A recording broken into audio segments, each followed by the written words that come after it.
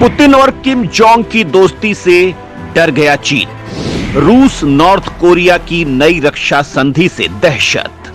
Putin किम की नई संधि से दुनिया पर कोल्ड वॉर का खतरा। तो वहीं यूक्रेन के खिलाफ उतर सकती है नॉर्थ कोरिया की सेना। अमेरिका, चीन, साउथ कोरिया में पुतिन किम की संधि से खड़ा हुआ संकट। दोस्तों, रूस के राष्ट्रपति 24 साल बाद जब नॉर्थ कोरिया पहुंचे और जिस तरह से रूस और नॉर्थ कोरिया के बीच ऐतिहासिक संधियां हुई हैं, उससे चीन, अमेरिका समेत बाकी दुनिया के होश उड़े हुए हैं। रूस और उत्तर कोरिया के बीच जो संधि हुई है, उसे सुनकर अब लग रहा है कि जो कोल्ड वॉर अमेरिका और रूस के बीच हुआ था, अब उसका अगला पार्ट शुरू होने वाला है। और ये तो हुई कोल्ड वॉर की बात। रूस और उत्तर कोरिया के बीच हुए इस समझौते से चीन भी दहशत में आया हुआ है। अब आप सवाल करेंगे कि भला चीन क्यों दहशत में है? तो दोस्तों, चीन की दुश्मनी न तो रूस से है, न ही नॉर्थ कोरिया से, लेकिन उसकी दुश्मनी है जापान से, अमेरिका से, साउथ कोरिया से, भारत से। अब तक जो आरोप चीन अमेरिका पर भर भर कर लगाता फिर रहा था, अब चीन पर ब्रेक लगना तय है। कूटनीतिक स्तर पर चीन अमेरिका के दबाव में आ जाएगा। वहीं दूसरी ओर एक और बड़ा कारण है जिसके चलते चीन डरा हुआ है पुतिन और किम जोंग की संधि से, और वो जुड़ा हुआ है रूस के व्लादिवोस्तोक शहर पर चीन की गिद्ध भरी नजरों से। दोस्तों, पूरा मामला क्या है, आगे वीडियो में विस्तार से समझते हैं, तो वीडियो के आखिर तक बने रहिएगा। रूस और उत्तर कोरिया के बीच हुआ आपसी रक्षा समझौता। एक देश पर हुए हमले को दूसरा देश मानेगा खुद पर हमला। तो दोस्तों, दोनों देशों के बीच हुए इस समझौते के मुताबिक अगर एक देश पर हमला होता है या वह युद्ध की स्थिति में है, तो दूसरा देश तुरंत सैन्य और अन्य मदद देगा। रूसी राष्ट्रपति पुतिन ने कहा कि इस समझौते की प्रकृति रक्षात्मक है, यानी एक देश पर हमले की स्थिति में दूसरे की सुरक्षा के लिए मदद करना है। शीत युद्ध समाप्त होने के बाद रूस और उत्तर कोरिया के बीच हुआ ये सबसे अहम समझौता है। हालांकि अभी तक इस समझौते को लेकर यह स्पष्ट नहीं हुआ है कि अगर रूस या उत्तर कोरिया पर हमला होता है तो दोनों एक दूसरे की किस तरह की मदद करेंगे। क्या दोनों देश एक दूसरे की जंग में अपने सैनिकों को लड़ने के लिए भेजेंगे, या ये मदद केवल हथियार और सैन्य सामग्री पहुंचाने तक सीमित होगी? इसके अलावा यूक्रेन में जारी जंग अगर बढ़ती है तो क्या इसमें भी उत्तर कोरिया अपनी भूमिका बढ़ाएगा? इन सवालों के जवाब आना अभी बाकी है, लेकिन ये संधि दुनिया को एक संकट में डालती हुई नजर आ रही है, क्योंकि हो सकता है रूस यूक्रेन युद्ध में नॉर्थ कोरिया की सनकी सेना शामिल हो जाए और यूक्रेन पर ताबड़तोड़ परमाणु अटैक शुरू हो जाएं। ऐसा इसलिए क्योंकि पुतिन ने अमेरिका समेत तमाम पश्चिमी देशों को पहले ही चेताया था कि यूक्रेन की जिस तरह से अमेरिका समेत तमाम पश्चिमी देश मदद कर रहे हैं, ये उन्हें काफी महंगा पड़ सकता है। तब किसी को मालूम नहीं था कि पुतिन नॉर्थ कोरिया जैसे देशों के साथ मिलकर ऐसी डील भी साइन कर सकते हैं। पूरी दुनिया जानती है कि नॉर्थ कोरिया के पास ऐसी मिसाइलें भी हैं जिनकी मारक क्षमता अमेरिका तक है।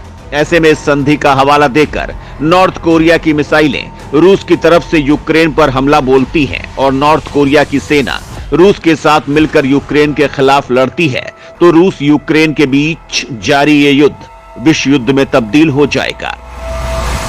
रूस और उत्तर कोरिया के बीच ये समझौता ऐसे वक्त पर हुआ है जब अमेरिका और उसके सहयोगी देशों ने यूक्रेन युद्ध में उत्तर कोरिया द्वारा रूस को हथियार और गोला बारूद उपलब्ध कराने पर गहरी चिंता जाहिर की है। अमेरिका को यह भी डर है कि रूस की आर्थिक और तकनीकी मदद से उत्तर कोरिया अपने परमाणु हथियारों और मिसाइल प्रोग्राम को तेजी से बढ़ा सकता है, और उसके बाद सबसे बड़ा खतरा वो अमेरिका के लिए ही बनेगा। अमेरिका का कहना है कि उत्तर कोरिया रूस से आर्थिक सहायता और टेक्नोलॉजी ट्रांसफर के बदले में मॉस्को को यूक्रेन में अपने युद्ध के लिए बेहद जरूरी हथियार मुहैया कराता है, जो किम के परमाणु हथियारों और मिसाइल कार्यक्रम से पैदा खतरे को बढ़ा सकता है। हालांकि रूस और नॉर्थ कोरिया ने हथियारों के लेन देन से इनकार किया है। हालांकि आपको यहां पर यह भी बता दें कि रूस और नॉर्थ कोरिया के बीच ऐसी संधि यूएसएसआर के समय भी उत्तर कोरिया और भूतपूर्व सोवियत संघ ने 1961 में एक संधि पर हस्ताक्षर किए थे, जिसके मुताबिक उत्तर कोरिया पर हमला होने की स्थिति में रूस के लिए सैन्य हस्तक्षेप करना जरूरी था। लेकिन यूएसएसआर यानी सोवियत संघ के पतन के बाद इस समझौते को रद्द कर दिया गया था और साल 2000 में एक नए समझौते ने इसकी जगह ली। इस समझौते में पहले के समझौते की तुलना में सुरक्षा मदद को कमजोर कर दिया गया था। साउथ कोरिया और चीन भी समझौते से डरे। पुतिन के एक फैसले ने पलट डाला पूरा खेल। दोस्तों, पुतिन और किम जोंग के समझौते से यूक्रेन, अमेरिका या फिर पश्चिमी देश ही डरे हुए नहीं हैं, बल्कि चीन और साउथ कोरिया भी चिंता में हैं। पहले बात कर लेते हैं चीन की। दरअसल दोस्तों, वैसे तो चीन के संबंध रूस से भी अच्छे हैं और नॉर्थ कोरिया से भी, लेकिन चीन कभी नहीं चाहता कि चीन, रूस और नॉर्थ कोरिया के बीच किसी तरह का कोई अलायंस बने।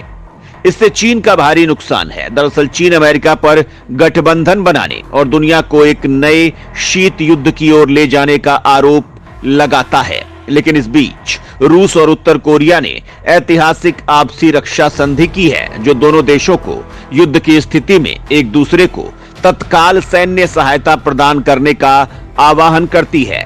ये संधि चीन की टेंशन बढ़ाने वाली है, क्योंकि अभी तक जिस तरह का आरोप चीन अमेरिका पर लगाता था, वही काम अब चीन के सबसे करीबी रणनीतिक साझेदार रूस और उत्तर कोरिया ने किया है। यह संधि पूर्वोत्तर एशिया में शीत युद्ध के टकराव को बढ़ा सकती है और ऐसा हुआ तो चीन का भारी आर्थिक नुकसान होगा। शीत युद्ध से व्यापार ठप होगा और चीन की सप्लाई चेन रुक जाएगी और चीन के पास जो मैन्युफैक्चरिंग का तमगा था वो छिन सकता है। वहीं इस वक्त तो चीन की अर्थव्यवस्था वैसे ही बर्बाद हो रही है। बैंक डूब रहे हैं, विदेशी कंपनियां बाहर जा रही हैं, बाहरी निवेश लगातार घट रहा है, इकोनॉमिक ग्रोथ रेट लगातार डाउन जा रही है। ऐसे में अगर कोल्ड वॉर की स्थिति बनती है तो चीन का भयंकर नुकसान होगा। वहीं दूसरी बात यह है कि चीन की नजर काफी समय से रूस के आर्थिक शहर व्लादिवोस्तोक पर है।